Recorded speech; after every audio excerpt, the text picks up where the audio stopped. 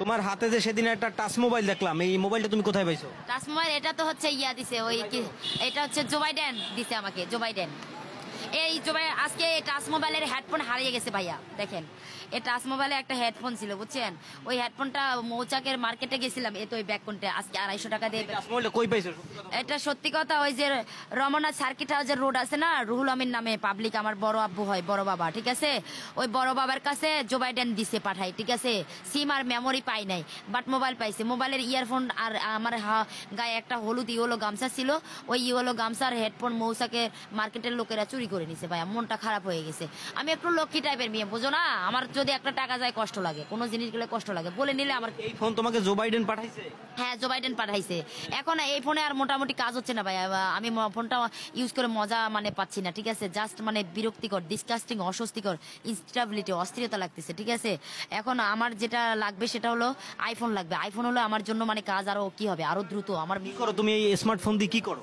Smartphone দিয়ে আমি তো অনেক কিছু মেল করি, মেসেজ করি, তারপরে হচ্ছে সারা বিশ্বের সাথে আমি তো হটলাইনে কথা বলি, তারপরে সারাদিনে মনে করেন এই ঘুরি, পাবলিক প্লেসে ঘুরে আসার পরে বিকাল 2টা 3টা 4টা 5টা অথবা রাত 12টা 1টার পরে আমি বিভিন্ন ধরনের কল মেসেজ করে থাকি, যেমন কালকে রাত্রে গভর্নমেন্ট এবং গভর্নমেন্টের ছেলে তারেক, জয়, খালেদার ছেলে জয়, তারপরে কথা বলছো না, কথা বলি নাই, সাকিব আল, মাশরাফি, মুশফিক, তারপরে শামীম ওসমান, তামিম ইকবাল, নারায়ণগঞ্জ বাড়ি, তারপরে আরজেন তানহা, মুন্সিগঞ্জের সুয়েলের ওয়াইফ আখি, তারপরে এর ভাইরা আছে সুমন, তারপরে সুয়েলের এক দালাল আছে চেয়ারম্যান, ঠিক আছে। সারা বিশ্বের বিভিন্ন ধরনের দালাল, ক্রিমিনাল, বোমাবাজি, চাঁদাবাজি, অসৎ, নেগেটিভ, নেগলেন্সি ধরনের ব্যক্তিদের আমি কি করতেছি, আমি যে রাত 12টার পরে টুইটার চালাই, অনুবীক্ষণ দুর্বীক্ষণ, তেমন কিছু নাই ভাইয়া, এই দেখেন কিছু নাই, কিছু নাই, সিম মেমোরি কিছু নাই, শুধু মোবাইল। হ্যাঁ, শান্তিরাটে ভাইয়া, শান্তিরাটে এই মোবাইলে একটা সিম দিছে ভাইয়া, বুঝছেন, এই সিমটার দাম নাকি 14 লক্ষ টাকা, ঠিক আছে, 12 থেকে 14 লাখ টাকা ইন্টারনেট সিম। ওই সিম হইলে আমার জন্য আরো প্লাস পয়েন্ট, সারা বিশ্বের সাথে হটলাইনে কথা বলার জন্য, কি রাইট না রং, ঠিক আছে। কি প্রেম টেম করো নাকি? না না ভাইয়া, ওই ধরনের প্রেমের কোনো মানুষ নাই, ঠিক আছে, প্রেমের কোনো আসলে মনের মতো সঙ্গী এখনো হয় নাই, ঠিক আছে।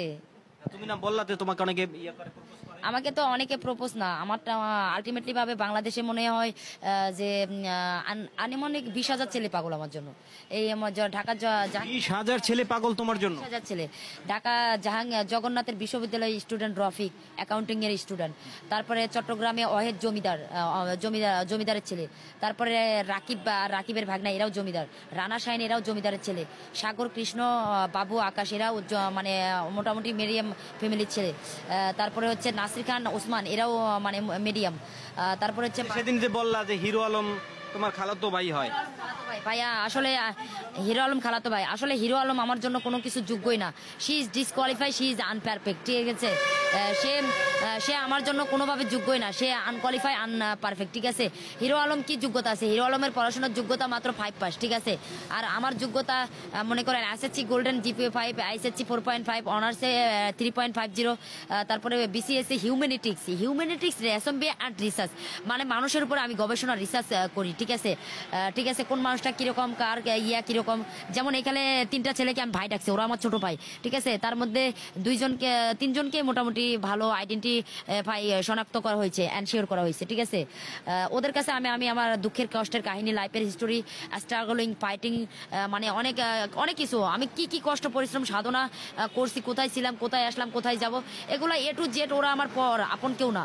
পর হইলেও একটা কথা আছে কি ভাইয়া জানেন, আপনার থেকে পর ভালো, পরের থেকে জঙ্গল ভালো, ঠিক আছে, অনেক কথা পরদের সাথেও শেয়ার করা যায়, কিন্তু ওরা আমার আপন না হলেও এখন আপনার থেকে বেশি কিছু হয়ে গেছে, কারণ ওদের সাথে আমার লাইফের অনেক। ওখানে যে 3টা ছেলে ঘুমাইছে ওরা? হ্যাঁ, আমার ছোট ভাই, ধর্মের ছোট ভাই, ঠিক আছে, ওদের সাথে অনেক লাইফের হিস্টোরি, লাইফের স্ট্রাগলিং, লাইফের ফাইট, লাইফের কষ্ট, পরিশ্রম, সাধনা, চেষ্টা, গতিবেগ, টার্গেট, মিশন। এখন বলো, এই যে তুমি রাত হলে এখানে থাকো, সকাল হলে কোথায় যাও? সকাল হলে তো আমি ফিল্ডে চলে যাই ভাইয়া, সারাদিন এখানে মনে করেন রাত্রে এসে ফিল্ডে গিয়ে মনে করেন কারো কাছে দাদুর অভিনয়, কারো কাছে চাচুর অভিনয়, কারো কাছে মামা, কারো কাছে খালা, কারো কাছে কি জানি বলে, কারো কাছে মা, কারো কাছে বাবা, কারো কাছে ড্যাডি, কারো কাছে মম, কারো কাছে গ্র্যান্ড মাদার, কারো কাছে গ্র্যান্ডফাদার, কারো কাছে ফ্রেন্ড, এরকম মানে মুখে মুখে নাটক অভিনয় ডায়লগ ড্রামা করি, করে একটু হালকা পাতলা সামথিং সামথিং নাস্তা খাবার। আজকে তো কোনো খাবারই পাই না, এটা পাবলিক কোনো খাবারই দেয় নাই ভাইয়া, জাস্ট নাস্তা, তাও কিনি খাইছি, ঠিক আছে, কেউ কিছু দেয় নাই। তো কালকে রাত 3:30টায় নাকি আমার জামাই জিপ পাঠাইছিল, ঠিক আছে, আমার জামাই জিপ নাকি বিমানে করে খাবার পাঠাইছিল, 2 টুকরা মুরগির গোস আর হচ্ছে বিরিয়ানি, সেগুলো কালকে রাত্রে একটু খাইছে, আর ছিল আজকে সকালে পানি দিয়ে একটু ধুয়ে খাইছে, এই খাবার, আর কিছু খাই না ভাইয়া। হ্যাঁ, এই অবস্থা।